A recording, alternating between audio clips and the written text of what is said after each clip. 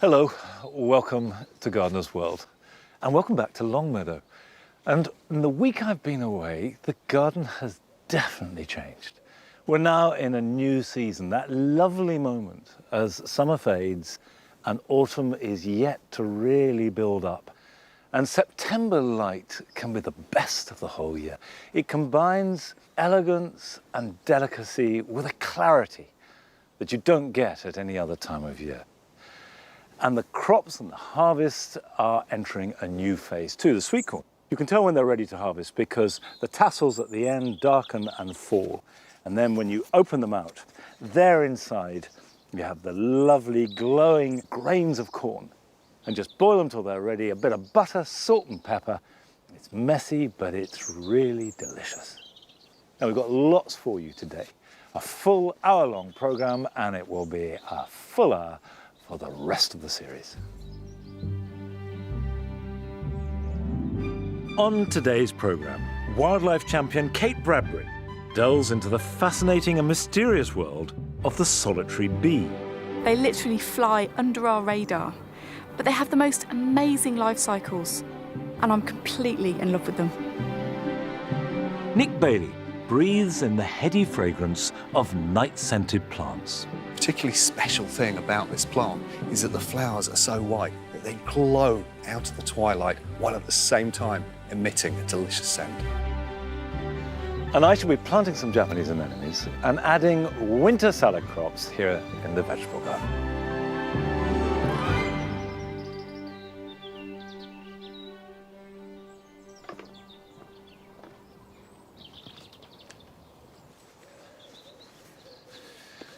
September is bulb planting time.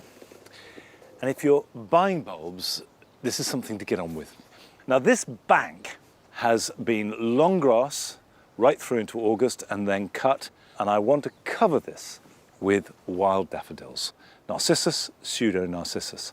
The flowers are pale yellow and exquisitely delicate. And when you see a great mass of them spilling out of a wood into the edge of a field or down a bank, nothing in springtime can be lovelier. When it comes to planting, if it's level, the best thing to do is just throw them on the ground, plant them where they land. Can't do that here because they'd roll down the hill. So I'm just going to make a hole like that and pop each bulb in. But it is important to plant twice the depth of the bulb, because otherwise they may well not flower because they're not deep enough.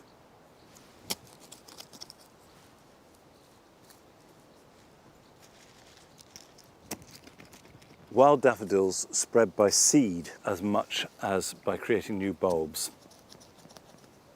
And of course, in order for the seed to set and become fertile, you mustn't cut off the seed heads. So it's very important when you plant them into grass not to cut the grass until at least the middle of June.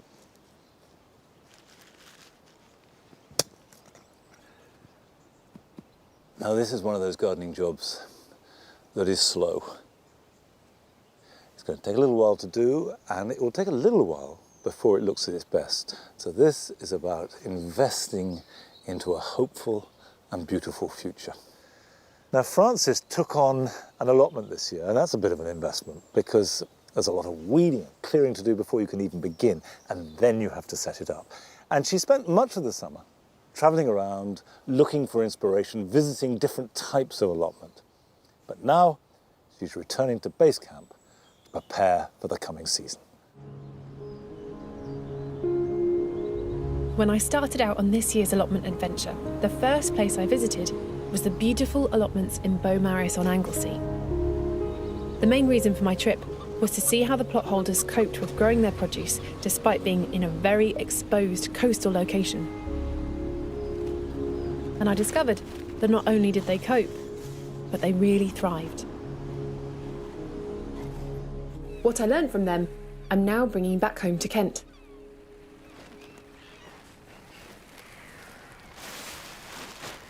Living by the sea allows me to make use of a good natural and free resource for the allotment, which is the seaweed. It makes a really, really good fertiliser. But what I'm doing is just working above the shoreline and taking the dry stuff that's definitely not attached to anything Now, I have checked with the council and they're very happy for me to take as much as I like. But it's very important to be mindful about the local wildlife. So never take anything in the spring or the autumn when lots of creatures will be living in it and foraging from it. Perfect. Seaweed is a brilliant fertiliser for my allotment, full of nutrients to help plants grow.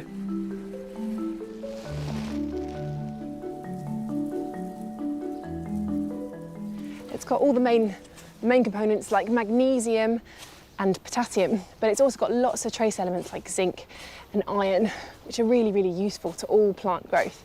And what I'm just going to do here is just mulch the ground with this in a kind of thin layer that will feed it. I'm not going to grow in this for the rest of the year, but next spring this ground will be nice, and the mulch will also suppress those weeds hopefully as well. There we go. Salt can damage certain species, so give it a couple of weeks before putting seaweed directly onto any plants. Elsewhere on my plot, things aren't looking quite so rosy. It looks like my potatoes are suffering from something rather unpleasant.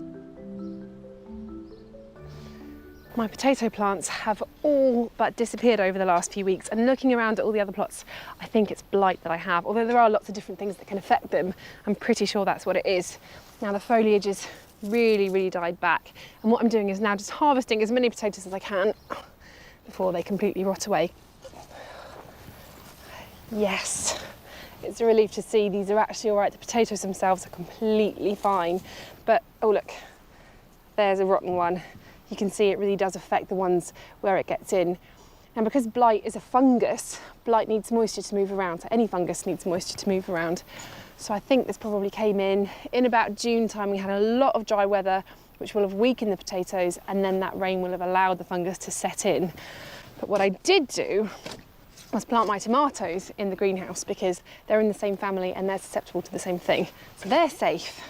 But these ones, unfortunately, need to come up, and anything I remove that is affected will need to be burned.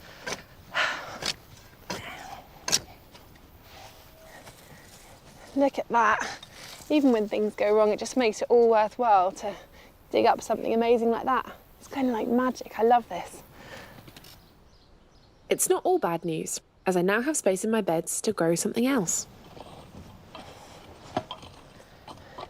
Now you might think it's a little bit late in the season to start growing new things from scratch, but in fact it's not too late. You just have to pick the things that you sow quite carefully. The soil's lovely and warm, and hopefully we'll begin to get a little bit more rain now that the autumn's beginning to be just around the corner. So what I'm doing here is just adding a little bit of compost to this now that I've dug out the potatoes, giving it a lovely fine tilth, removing any big clumps of very baked soil. And then I'm going to fill this whole bed with micro-veg. Micro-veg, also known as microgreens, can give you a great result in a relatively short space of time. This might look daft, but just after having forked over the soil, I'm just compressing it slightly to turn the macropores into mesopores, which gives the perfect balance of air and water in the soil. The mesopores are the spaces between the soil itself, and doing this little dance pushes the soil particles together just the right amount to help the ground retain moisture, and that helps the seeds germinate and the plants grow at their best. So the bed is all prepped, and now what I'm going to do is just sow the seeds in straight rows along the edges of these planks so I know exactly where they are. And these aren't actually technically microgreen vegetables. Microgreen just means that you pick them as soon as they've germinated. So these ones are all kinds of veg. I've got loads of different things.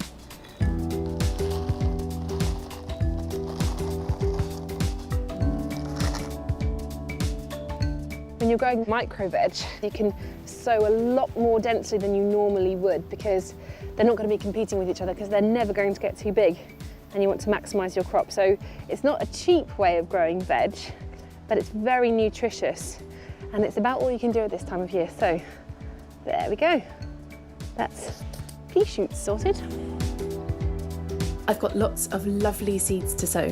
Things like kohlrabi, mustard, radish, and these micro red cabbage seeds, which come in a handy layer of paper for sewing in tight blocks. But there's another big job I need to do today, and I have a friend coming along to help me with it. So I better crack on before he arrives.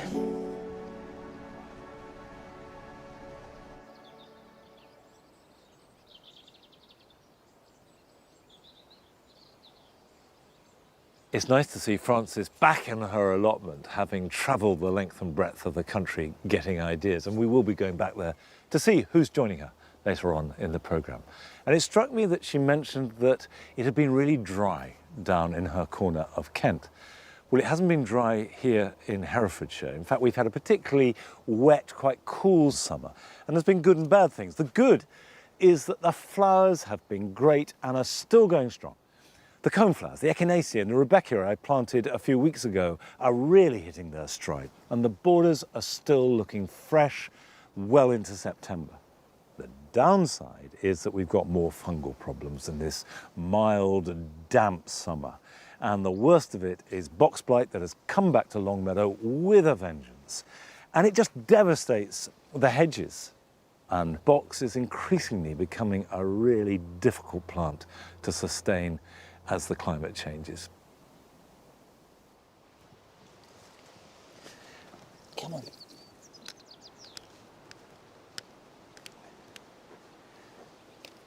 I've got 2 trays of 2 of my favourite winter salad leaves.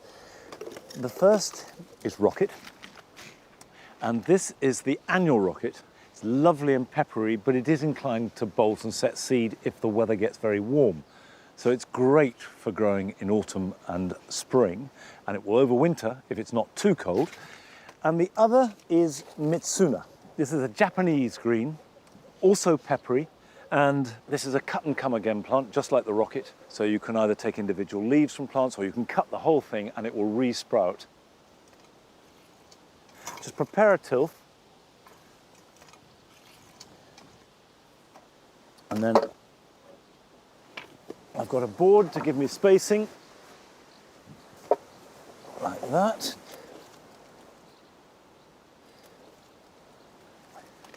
Now the Mitsuna was sown about 5 weeks ago. It's a little late to sow rocket or Mitsuna now, but you can buy young plants in garden centres.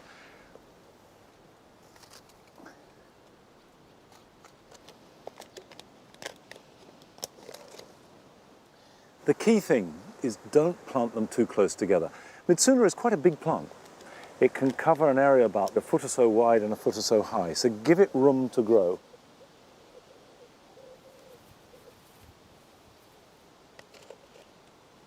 I might have to protect them a bit if it's cold, round about -4, -5. So cloches or fleece need to be on hand.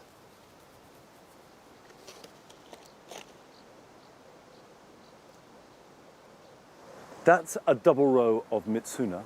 I'll now put in a single row of rocket and then put in 2 or 3 more rows of rocket when I've cleared the squashes, which I have to say are looking pretty good.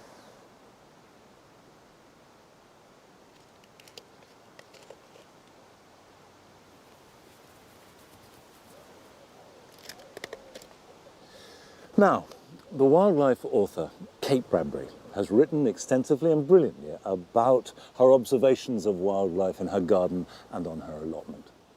But she's keen to champion bees, and not perhaps the kind of bee that you and I are most familiar with. Bees.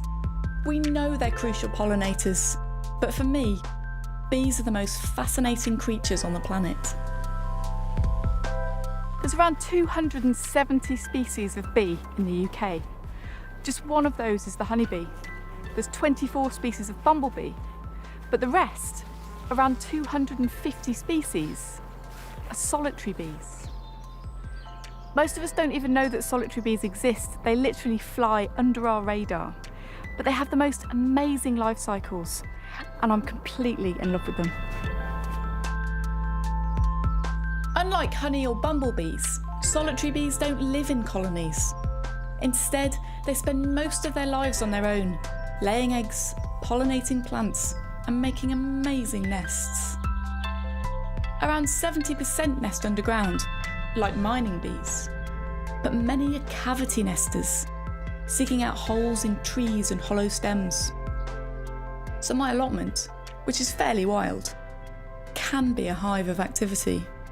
These teasels flowered last summer. I left them in place for the goldfinches to take the seed in autumn, and then I left them further so that as they started to rot down and decay, they would expose their hollow stems, and any bees that happened upon them might choose to nest here.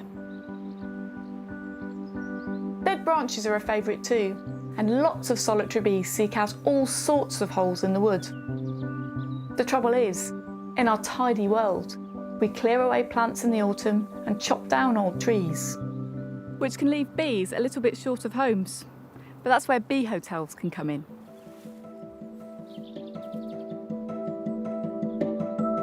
Well-maintained bee hotels are a good way to give bees a home in your garden, but it's important to know a bit about them. It's not always a case of putting one up and leaving them to it. Solitary bees are essentially looking for a warm, dry, safe space to lay their eggs, ideally free from parasites and predators. And different types of bee use different materials to make their nests. Back in spring, in my relatively new garden, one of the first things I did was to dig a pond. I popped up a bee hotel too, and within weeks solitary bees arrived. Solitary red mason bees are one of the 2 species you're likely to find in your hotel, and they build great nests. They use mud, collecting it from the side of puddles or my pond, and line their nests to protect them from pests and predators. They lay an egg on top of a little cake of pollen and nectar to feed their larvae once they hatch, and use more mud to seal up the chamber. Red masons nest around April and May, but in July, the other classic solitary bee species arrive in our gardens and hotels, leaving a distinctive telltale sign. In summer, leafcutter bees are using leaves to line their nests in this bee hotel. But I've also just seen a leafcutter bee using the petals of my chamomile to finish her nest off, which is something I've not seen before. They usually cut chunks out of soft green leaves to protect their eggs, but this leafcutter is slicing a yellow chamomile petal. She's just finishing the last wall of her nest, and when the new bees hatch next summer, they'll simply cut their way out to freedom. They make these lovely cigar-like tubes. This is one from last year, and you can just see where they've chewed their way out. This bee hotel is a shop-bought one, but it's easy to build a simple version in your own garden. The aim is to recreate what they have in the wild, but do it as closely as possible. So filling a long wooden box with tubes is a homemade version of the hollow stems. It's really important the box has a back on it and the tubes are lengthy, because a solitary bee mum will only lay female eggs right at the back of a long nest, as they're safer there. She lays males at the front. These tubes are specially designed for solitary bees. 10 to 15 centimetres are considered long enough, and having an end on the tube or a back on the box makes it even safer. These cardboard tubes are really good. They've got this internal layer which the bees nest in, and then this thicker outer protective layer which prevents parasitic wasps from getting in and laying their eggs on the bees. And then all you need to do at the end of the year is replace these, but keep this to use again. There's much debate among bee experts about using bamboo for solitary bees. As the outside is tough, it's good protection for the eggs, but be careful about cutting.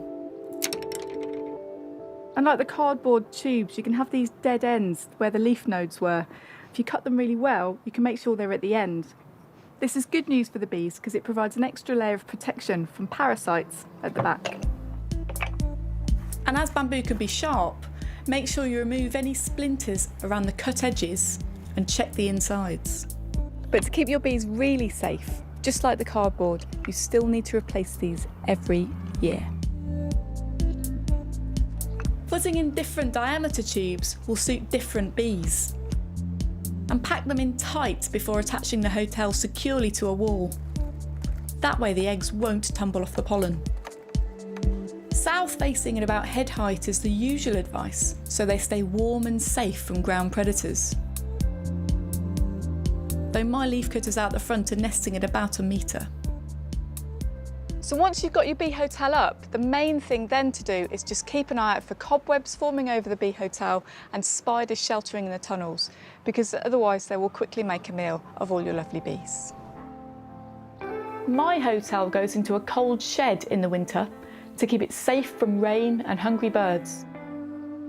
And in March, I put new tubes in the hotel with the old ones on a plate under a flower pot with a little roof to stay dry.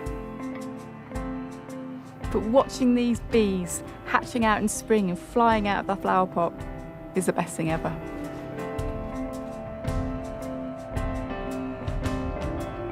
There's lots of information online about looking after shop-bought hotels, but do make sure they're just designed for solitary bees and preferably come apart for cleaning. And the other thing to consider is to get your neighbours involved, because the more of us that create these habitats for bees, the more bees there'll be.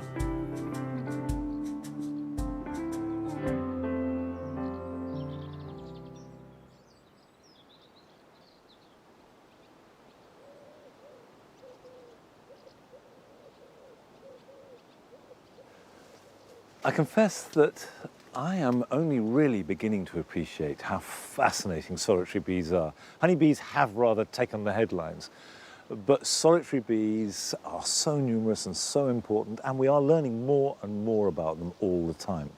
Which means that if you do make a bee hotel or buy one, that's fantastic, but keep up to date with information, because we're learning more about how best to look after them, and bear in mind that it's not a one-off thing. You're going to have to maintain it, clean it, and look after it.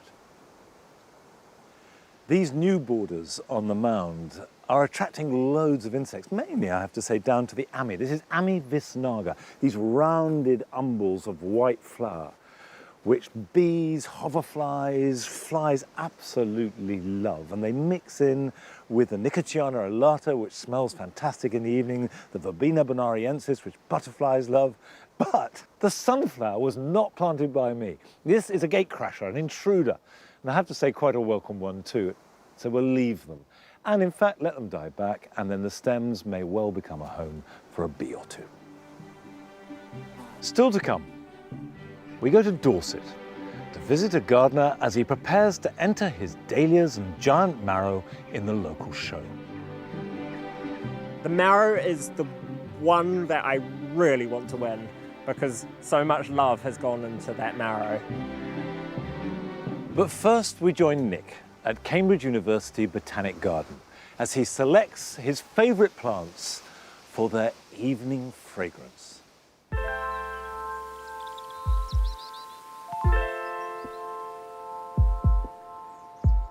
What's special about this time of year is there's a whole host of plants that wait all day until the evening light before they release their magical floral scent.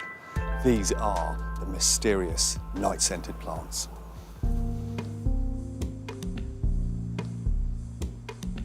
Just like us humans, every species of plant has their own circadian rhythms, which control the timings of when to flower, grow, set seed, and lose leaves, as well as give off scent. Plants even adjust their timekeeping with the seasons, which helps them to grow most efficiently and means they know when to flower during the day to attract the most amount of insects for pollination. And evening scented flowers are as appealing to us as they are to some of our most vital pollinators, moths. As the flower opens, it releases a combination of microscopic compounds and oils unique to each plant, which dissipate into the air. Moths can detect the scent from several miles away, and that's the signal they need to visit the flower. Once a flower's been pollinated, they reduce the amount of scent released, which directs insects to unpollinated flowers and ensures they get a good meal in return. The heady scent of this Nicotiana sylvestris is much loved by night-flying moths, and it releases its scent just at the beginning of dusk to draw them in. Now, around the world, moths and butterflies have co-evolved with species like this to have especially long tongues so they can get to the good stuff at the bottom of the flower. Now, there's not a UK species of moth or butterfly that can get right into these corolla tubes, but there is a different form of Nicotiana you can grow called a lata. Now, it's an annual and you can grow it very easily through the borders. It's perfectly good enough to bring in our moths and butterflies. So if it's good enough for them, I think the scent's good enough for us too. There are over 2,500 species of moth in the UK, compared to just 59 species of butterfly. But sadly, their populations are in decline. But by planting evening-scented, nectar-rich plants, which have specifically evolved to attract nocturnal insects, we can give our moths the sustenance they need. This gorgeous plant is Brugmansia, better known as angel trumpets. And for me, I think it's got the best of the night scents. It's heady and exotic, and it can fill a whole garden very easily. You can just sow a seed in February, keep it under glass, grow it on through summer, and extraordinarily it'll get to 6 foot or so by late summer and start producing these fantastic trumpet blooms. But it's part of the Solanaceae family, or the deadly nightshade family. For that reason, it's extremely poisonous. So you need to wear gloves when you're dealing with it, keep it away from children, but make sure all of those precautions are in place and you'll have a gorgeous, deliciously night-scented plant.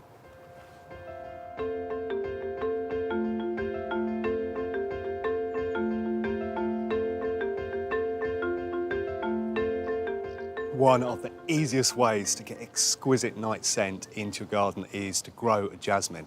Now, there are many forms and varieties available, but this particular one is Jasminum officinale. Now, it's self-twining, so it's very easy to grow on a trellis. You can cut it down hard each year and it'll produce masses of new growth and then these delicious night-scented blooms. But a particularly special thing about this plant is that the flowers are so pale and so white that they glow out of the twilight while at the same time emitting a delicious scent. Research shows that pale colours are the last to disappear at dark, which means the flowers are more visible to the moths. But they also stand out for us too. So if you scatter pale-coloured, evening-scented plants through your garden, they'll be the very last colour to disappear at dusk.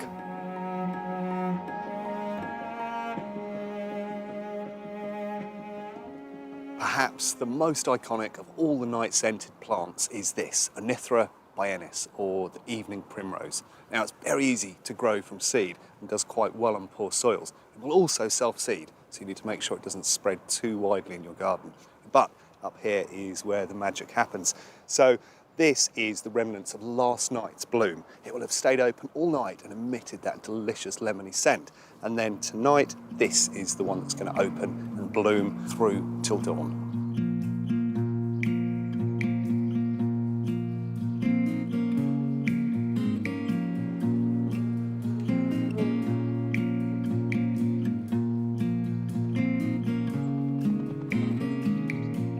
During the day, this little fella looked like a series of red berries, but in fact what it was all the petals closed up and they're red on their back, so they give that effect. And then as dusk starts to fall, they slowly open and reveal this luminous white tone. Now, this is a Zeluzianskia, and it's one called Vata. It's great for growing on rock gardens, or you can grow it in pots as well. And it has a very delicate night scent, but if you want the really powerful night scent, the one to go for is Zeluzianskia capensis. It's absolutely sublime, and it can fill a whole back garden with the smallest of plants.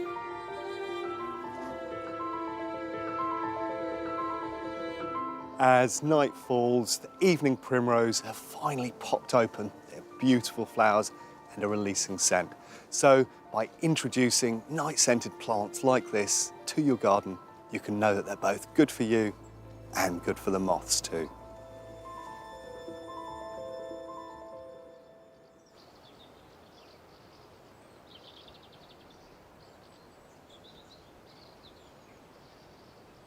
Of course, Nick is absolutely right that if you have white flowers, they light up the evening, and especially at this time of year when our evenings are getting shorter and shorter. And they're not just good for moths either. Things like this white buddleia is just as attractive to butterflies as the blue or purple versions. And when it comes to fragrance, I still think that sweet peas are as good as anything. This has been flowering along with our other sweet peas since June and looks like it's got plenty of flowers left in it for another few weeks yet. Come on, old boy. Good boy.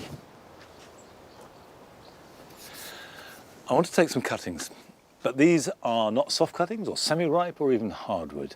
These are root cuttings. Now, root cutting essentially is just a piece of root that creates a new plant. And around this time of year is a very good time. And I've got here an acanthus. Now, this is Acanthus spinosus and takes incredibly well from cuttings. In fact, this plant was a root cutting about 6 or 7 years ago. And what you can see is you get these roots. Now, the first thing that you have to get right with root cuttings is to get them the right way up. And in fact, this is upside down. The thicker part of the root is at the top. So you need to cut them into sections about 3 inches long. And the convention is to cut the top straight across and the bottom at an angle, like that. So then cut the top straight, bottom at an angle. Now I know that that is the right way up. If I put it in upside down, no chance at all. Get a good gritty compost. So if you get a peat-free compost and just add some perlite or grit to it, and then simply push the cuttings the right way up in so that the top is just level with the surface, like that. We'll put another one there, push that in, and then cover that over with some grit.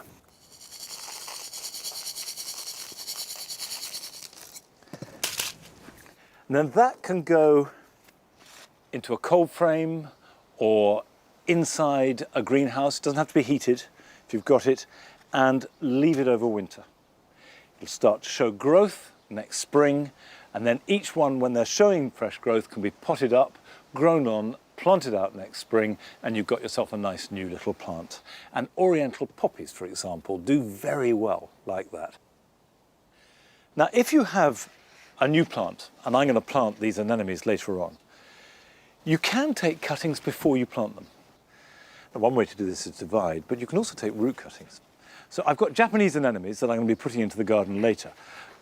But if I take that out the pot, you can see that there are roots. They're not very big, and they're certainly not big enough to cut up and place vertically into the soil. For that, you want to be thinking of sort of pencil size.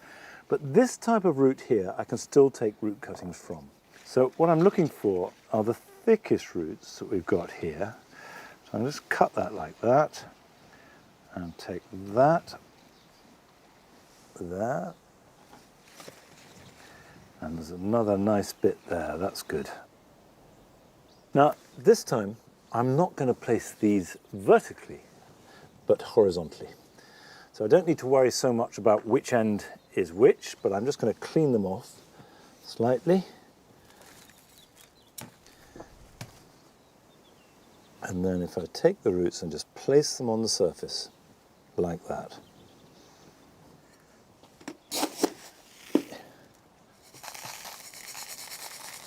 And like all cuttings, whether it comes from a stem or not, it'll be absolutely true to the parent. And like the acanthus, I will put that in a cold frame, water it, make sure it doesn't dry out completely. What I do is water them once a week from now till about November, leave them over winter, and then start watering them again as you see new growth, and they can be potted on. Now, for most of us, if you can get a new plant from a cutting of any kind, there is a real sense of triumph. That's enough. But there are growers who want to just have the best and be seen to be the best by their peer group. And we went down to Dorset to visit Charlie McCormick and his home as he prepares to enter his prize plants at the local flower show.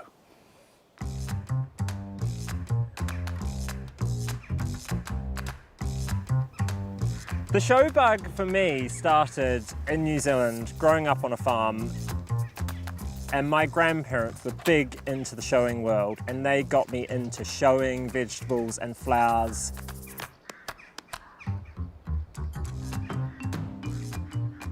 This year I'm trying to just focus on a couple things, the giant vegetables and the dahlias. Dahlias for me are an exciting flower because there's such a range. You can get cactus, and then you can get giant, like dinner plate ones, and then there's the tiny pom-poms, and they come in the most outrageous, blousy, garish colours, which just make you so happy. We moved down here to Dorset.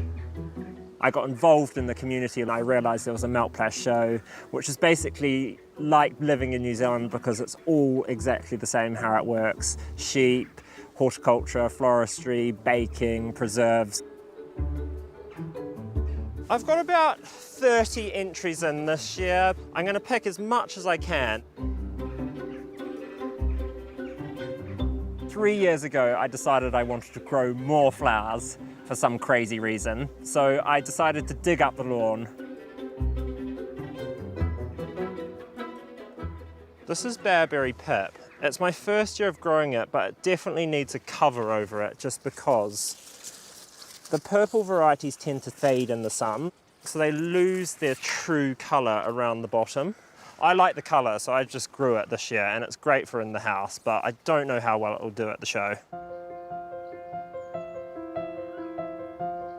The last few years, I've left the dahlia tubers in here, only because we're so close to the sea that we don't get the hard frost that you do get up north. I don't really have any secrets to growing them. I just think that just keep the earwigs and slugs at bay as much as you can. I tend to go out at night with my flashlight and pick off the slugs and the snails and dispose of them that way.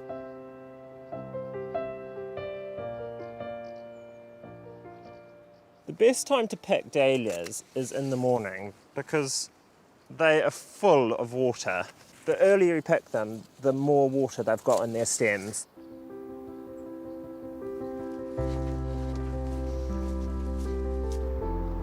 I'm just going to start grading the dahlias to see which ones are the best, which ones are bruised. At the moment, I can imagine there are a lot of people all over Dorset preparing for the Maltplash show. I'm a bit nervous about the dahlias, but I'm quite excited about other things, about my marrow. The marrow is about to be cut to go to the show, and my husband Ben hopefully is going to help me lift it. How are we going to do this, maybe? With the marrow and the pumpkin competition, it all goes on weight. It's not about beauty or anything. It's first or nothing. The marrow is the one that I really want to win because, I mean, so much love has gone into that marrow for the last 3 months. The umbrella over the marrow is to allow the marrow to grow without its skin getting hard. Because if the direct sunlight hits the marrow, it means that the skin will harden, which means that the marrow can't expand as quickly as you want it to. Is this the one you want? Yeah, that's perfect. The beast is revealed. This is quite terrifying. Okay. Okay. Yeah.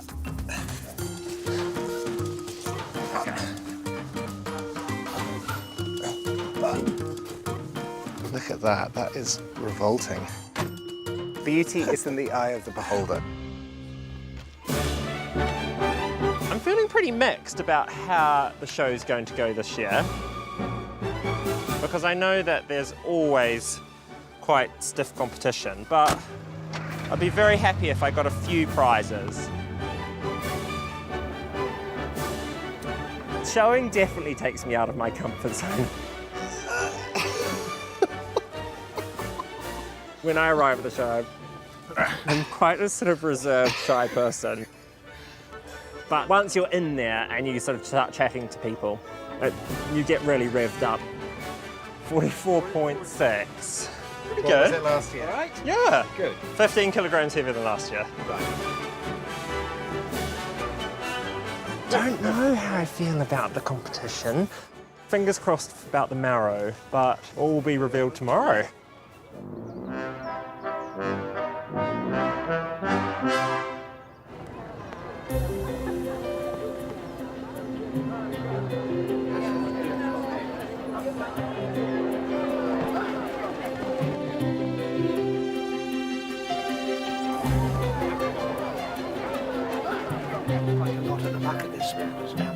Judging is such a strict part of the flower and vegetable world. The judging normally takes about 3 or 4 hours, and then all the cards get written out and placed on the exhibits. When it's first open, it's like this mad rush because everyone wants to see how they've done. And shall we give that a highly commended? The judging is always such a tense moment because I haven't actually seen how the flowers have done yet, so I'm pretty nervous. When I came in last night, there are a high quality of dahlias, and mine are quite bruised on the back, so I'm a bit worried about that, but I think everyone's in the same boat. Those are far too young. What a shame. People have their own views, but when it comes down to the judge's decision, that's final. The Malpais show this year has been an amazing show for me. I'm so happy with how my dahlias have done this year. I got awarded 6 first prizes and I won the Dahlia Cup, which is given to the person who has gained most points out of all the dahlia classes. Now it's the terrifying bit. How did my marrow do? I am so excited that my marrow has won first prize because that was the one thing that I really wanted to win at this show, and all that sort of nurturing it's got for the last 3 months, and to win first is just amazing.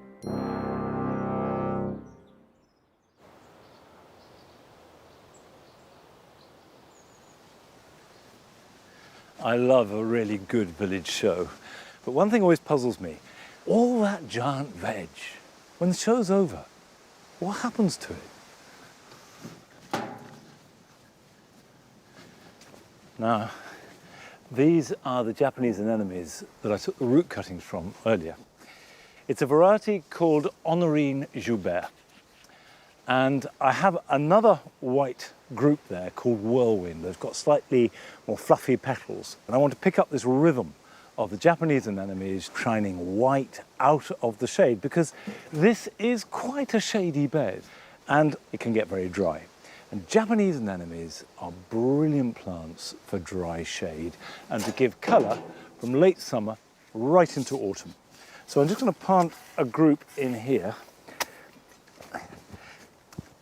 They do like to have reasonably good drainage, so don't choose a boggy piece of ground.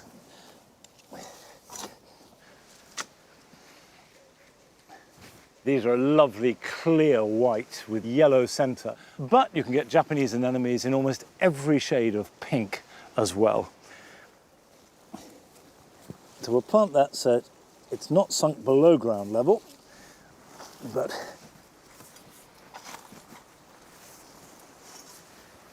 okay, that will go in there.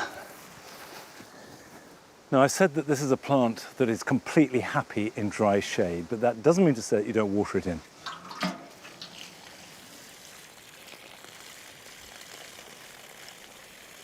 Now, there is just one slight word of warning about Japanese anemones, which is that sometimes, not always, in their second year, it looks like they've got a problem, that they don't flower so well, they're not growing so strongly. That's not uncommon.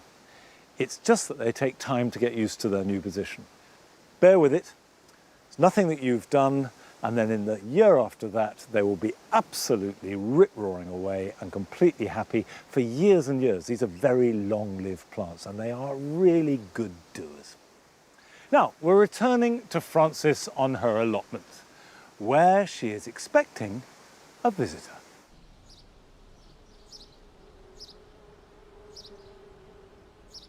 My allotment's come on a long way since I first got it in January, but today there's a job that I need an extra pair of hands for. My cabbages, which are growing really well, need a little bit of protection from the pigeons and the caterpillars that find them irresistible. And it looks like my help is just arriving.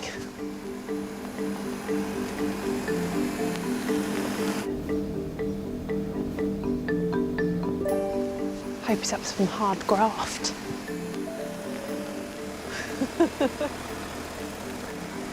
Hello. How are you?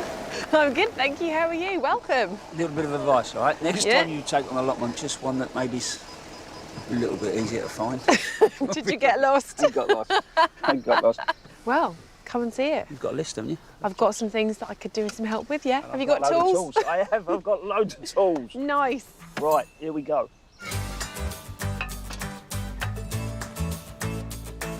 Careful of the fence. I've not put gates in yet. I presume you've got a rabbit problem, have you? Yes.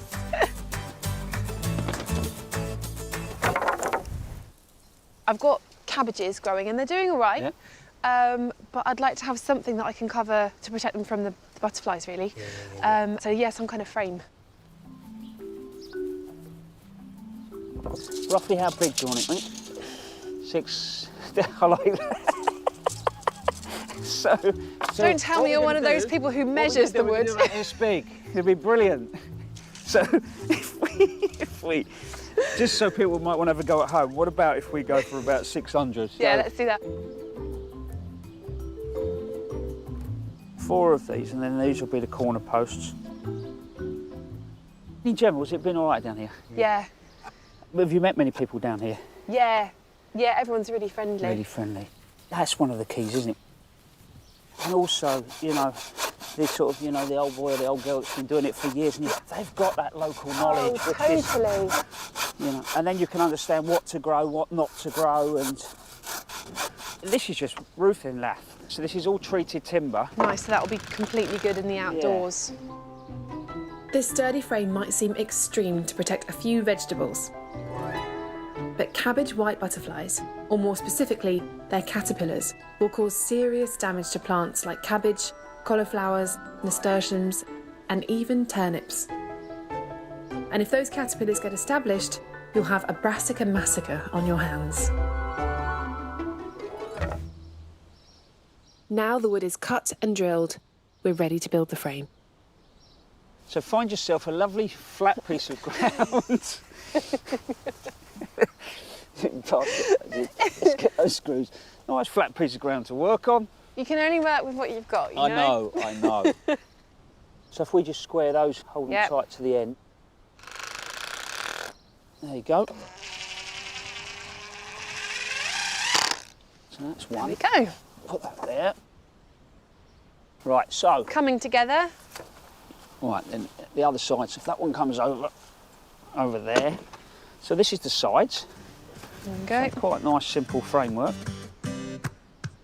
All our timber posts are screwed together to make a basic box frame. And we've drilled pilot holes at each end to stop the wood splitting as we screw it together. There we go. Super. Then we add some diagonal crossbars to stabilise it. And finally, it's time to cover the whole thing in netting.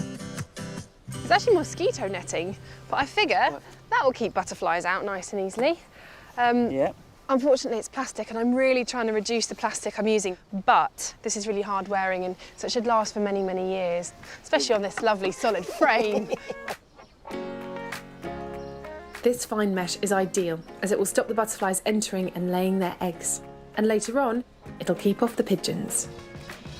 But the other benefit is that little birds won't get entangled or trapped, unlike larger netting. And of course, my brassicas will still get plenty of light and airflow. We're using a staple gun to attach it, but you could use U-shaped tacks knocked in with a hammer.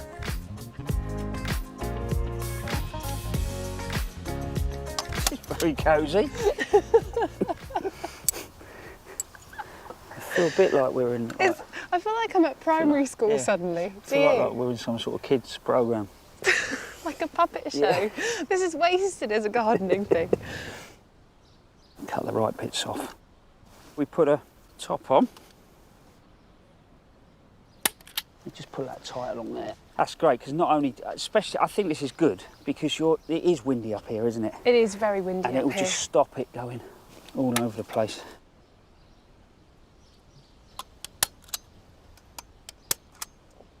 It's a little bit like wrapping presents, but it has to be very neat. There we go. The remaining side of the frame is designed to lift up, creating a giant flap, so I can still access and harvest my vegetables. It's looking really good, actually. Right, should we put it in place? Yeah. Good. Yep. Right, you lead the way. Cabbages your are cabbages? over here. I mean, If getting you it... reverse, can you go that way at all? Sorry, I'll let you guide your end. Okay, yes, if we get it... Yeah? Great. Right. There you go. If we put a bit of weight there, That looks amazing. it's all right, isn't it? Yeah, Hey, it might seem like a lot of work, but it'll last for years. absolutely. And it's not over-engineered, because although, you know, it's quite a lot of cabbages, it gives them loads of room to grow, but for my seedlings in the spring and for sort of overwintering things, it's just perfect. Yeah, so it'd be brilliant for us, wouldn't it? You just put a bit of extra cover, fleecing over Exactly. it. Job done. Great, thank you. Thank you for coming and helping me. Ah, but you know you turn up at my house with a present. Yeah. I've got something for you. Have you? Yeah. Ooh. Got a little surprise.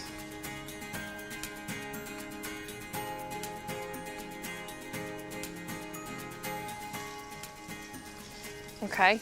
You're going to have to enlighten me as to what this gift is. You'll love it. You'll love it. Okay. Is this a bench? It will be. Pretty solid under there. If you want.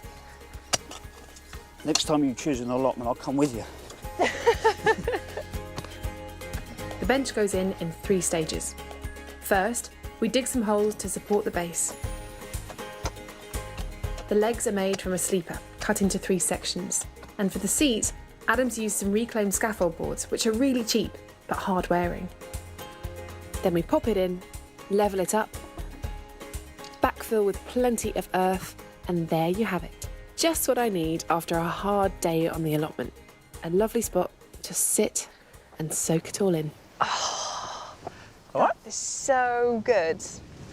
Thank you so much for that. This is amazing. It's all right, it's a pleasure. But you are right about one thing, though. Go on. I need a kettle. To be honest with you, I think I could do with a pint. Yeah, that'd be nice. That'd be good. Not waiting for your hops, though, no. Not at this rate. No, thank you so much for coming, and thank you so much for this. It's really touching that you made that. It's beautiful.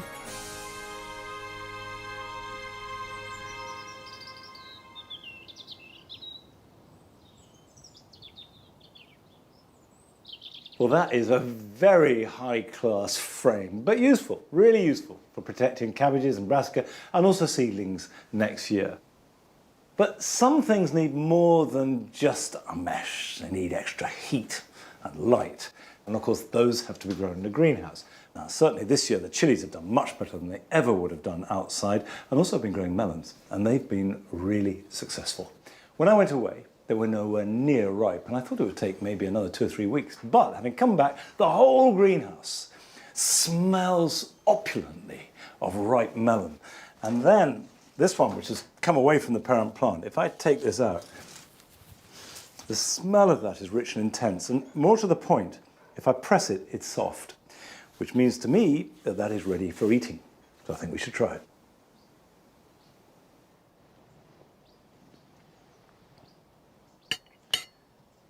This is a variety called Savan. Now, I've never grown this variety before. Let's try this.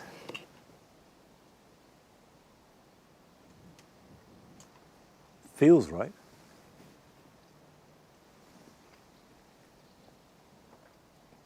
It's very good. That is a real success. I'm delighted. And I will definitely sow this again next spring. But things to do before then. Here are some jobs for this weekend.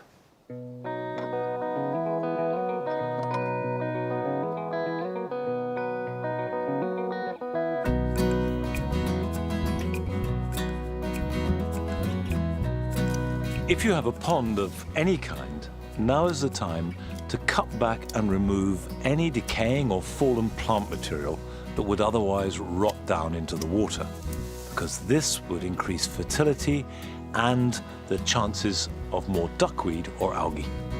And this is a job you may need to return to on a number of occasions between now and the end of autumn.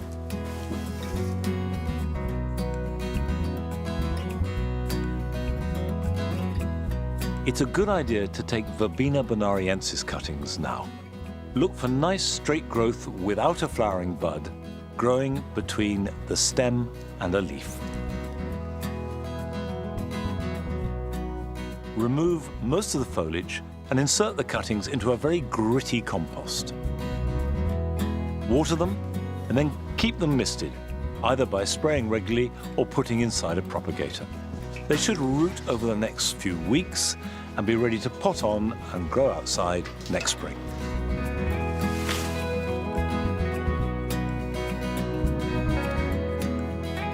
Unlike red currants, black currants produce their best fruit on first and second year growth. So it's a good idea to remove a third of each bush at this time of year. Cut right down at the base of the oldest shoots, leaving plenty of light and air and room for new shoots to grow.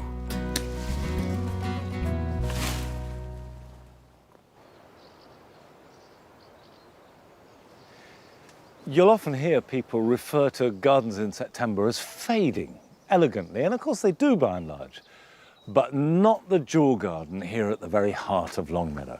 In September, it reaches its richest intensity. All the cannas and the dahlias and the sunflowers and the buddleia work together to make something that is positively pulsating with rich colour. But there's one plant this year that has given me a special pleasure. Last year, somebody gave me a couple of gingers, and I put them in a border and they grew perfectly well. And then I lifted them and kept them in the protection of the greenhouse over winter and brought them out again in spring. And instead of planting them in the border, I put one each in a large pot. And they've done very well. And it's not just that they're healthy and they're starting to flower, but they form such a good structure in a pot. They got grandeur and presence, and they're clearly very happy. And that's how I'm going to grow them next year. It's a really good development for me. But that's it for this week. I'll be back here at Longmeadow at the same time next week. So join me then for another full 60-minute programme. Till then, bye-bye.